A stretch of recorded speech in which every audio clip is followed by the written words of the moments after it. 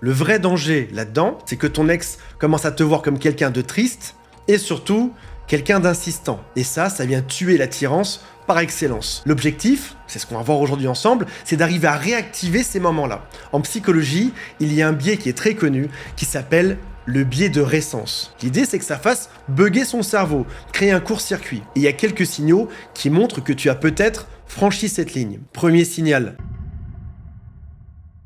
J'ai tout gâché, Antoine. J'ai supplié mon ex. J'ai pleuré devant lui. Et maintenant, j'ai l'impression que c'est fini pour de bon.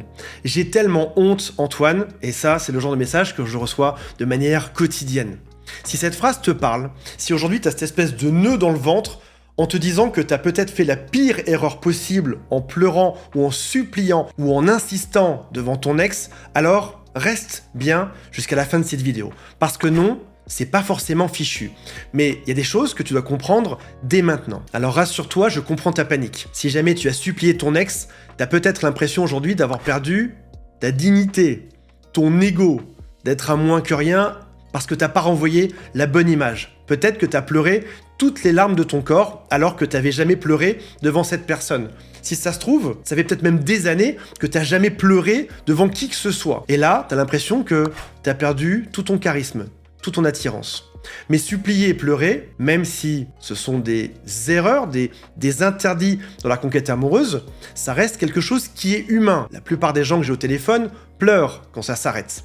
Et c'est pas ça qui va tuer définitivement ta relation amoureuse. C'est pas ça qui est fatal. Ce qui est fatal, c'est ce que tu feras après. Et c'est de ça dont on va parler aujourd'hui. On va voir ensemble pourquoi est-ce que tu as supplié, qu'est-ce que ton ex a ressenti à ce moment-là, et surtout les 4 étapes pour faire oublier tout ceci à ton ex et augmenter tes chances de reconquête amoureuse. Avant d'aller plus loin, si vous le souhaitez, abonnez-vous à cette chaîne. Il y a aussi un quiz en dessous qui s'appelle « Quelles sont mes chances de récupérer mon ex ?»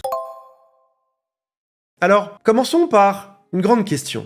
Pourquoi est-ce que tu l'as supplié? Arrête de te flageller avec des orties, t'es pas faible, t'es pas pathétique, t'es pas dans une mauvaise passe, t'es juste un être humain qui vient de perdre une des personnes les plus importantes de sa vie. La supplication, pour rappel, c'est un réflexe de survie. Ton cerveau a fait la seule chose qu'il savait faire dans l'urgence, c'est-à-dire essayer de retenir cette personne qui est l'une des plus importantes de ta vie. Et pour ceci, il t'a suggéré de faire des choses par tous les moyens. T'as suggéré de pleurer, t'as suggéré de faire des promesses et d'envoyer des SMS toute la nuit jusqu'à 3h du matin. Mais rassure-toi, tous les gens que j'accompagne ont tous fait ce genre de choses. Et pourtant, bon nombre d'entre eux ont réussi à sauver leur couple et à récupérer leur ex. Donc ça veut dire que tu n'as pas tout gâché et qu'il y a encore de l'espoir.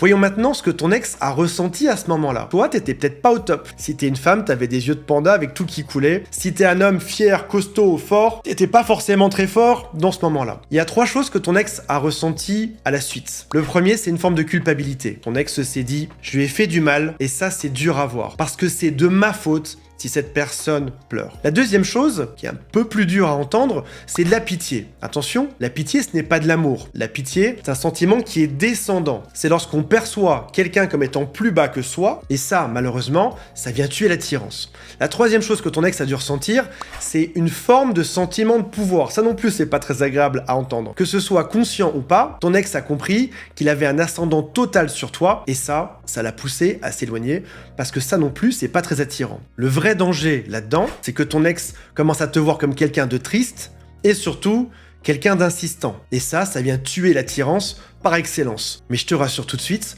ton ex ne va pas changer entièrement l'image qu'il a de toi juste parce que tu as pleuré pendant les derniers jours ou même pendant les dernières semaines. Que cette tristesse soit apparue avant la rupture amoureuse, pendant ou même quelques temps après. Cette image, elle n'est pas gravée dans le marbre parce que ton ex a aussi des bons souvenirs de toi, des moments où il t'admirait.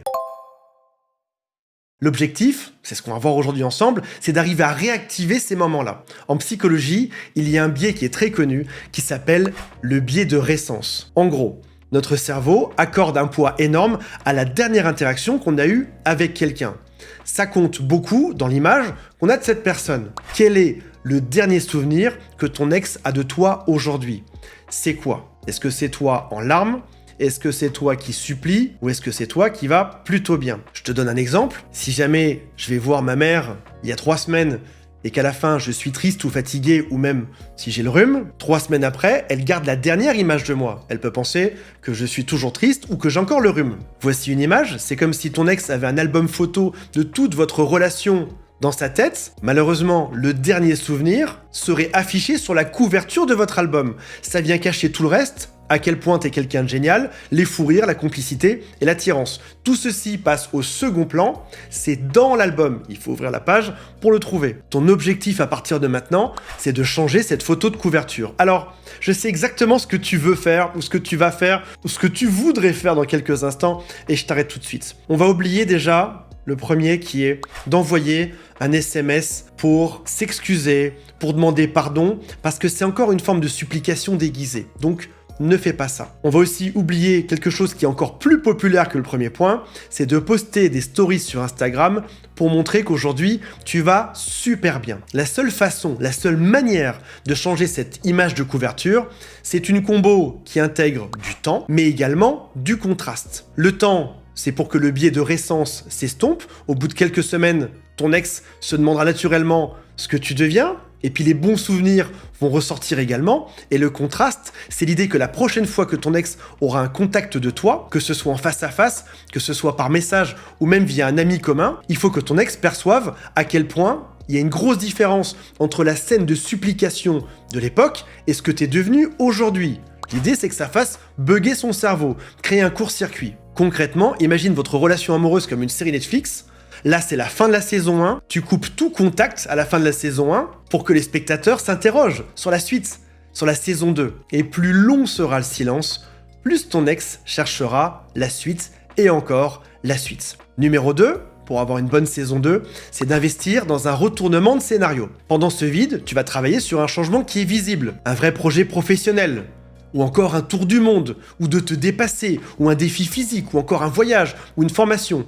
Quelque chose qui te transforme réellement. Parce que l'idée, juste après, c'est de réapparaître en mode saison 2. Et au moment où tu reprendras le contact, ce sera avec un message sous-jacent qui montrera que ça y est, on est passé à la saison 2, je suis passé à autre chose, je suis devenu quelqu'un de différent. Pour clôturer, est-ce qu'il y a des situations où c'est vraiment fichu ? Et je t'ai dit au début que la supplication n'est presque jamais le coup fatal. Alors c'est quoi le vrai danger là-dedans ? C'est d'insister dans la durée. Si jamais tu as juste un moment de faiblesse, où tu as pleuré pendant quelques jours, voire même quelques semaines, ça se pardonne. Parce que ton ex est un humain déjà pour commencer, et il sait que la rupture, c'est dur. Mais si tu continues de supplier, au-delà de quelques jours, au-delà de quelques semaines, si chaque message devient une variation de « Reviens Germaine, je t'aime, je peux pas vivre sans toi », là, on sera plus dans la culpabilité. Tu vas créer ce qui s'appelle de l'agacement, ou même du rejet, parfois même du dégoût. Et c'est ça la grosse différence entre, d'un côté, c'est rattrapable, et de l'autre côté, c'est foutu pour toujours. C'est pas le fait d'avoir pleuré une fois, c'est le fait de ne s'être jamais arrêté.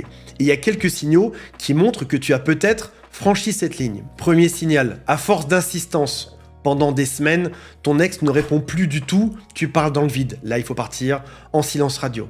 Signal numéro 2, ton ex t'a bloqué de partout, téléphone, WhatsApp, Instagram. Quand quelqu'un bloque, ça peut être temporaire au début, mais si ça se maintient dans le temps, c'est que c'est pas un jeu. Signal numéro 3, ton entourage commence à te dire, attention, t'es en train de ruminer, t'es en train de tourner en boucle, t'en parles de trop.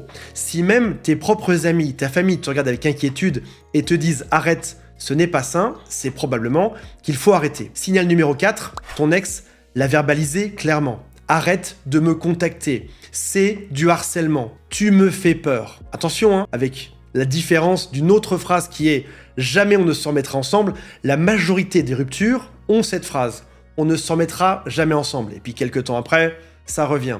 C'est différent de dire « c'est du harcèlement, je n'en peux plus, je ne veux plus jamais que tu me contactes de ta vie ». Il y a une petite différence dans les mots qui font une immense différence sur le terrain. Si jamais tu t'es reconnu dans un ou deux de ces messages, est-ce que ça veut dire que c'est mort à 100% ? La réponse est non. C'est juste que ton chemin sera probablement plus long.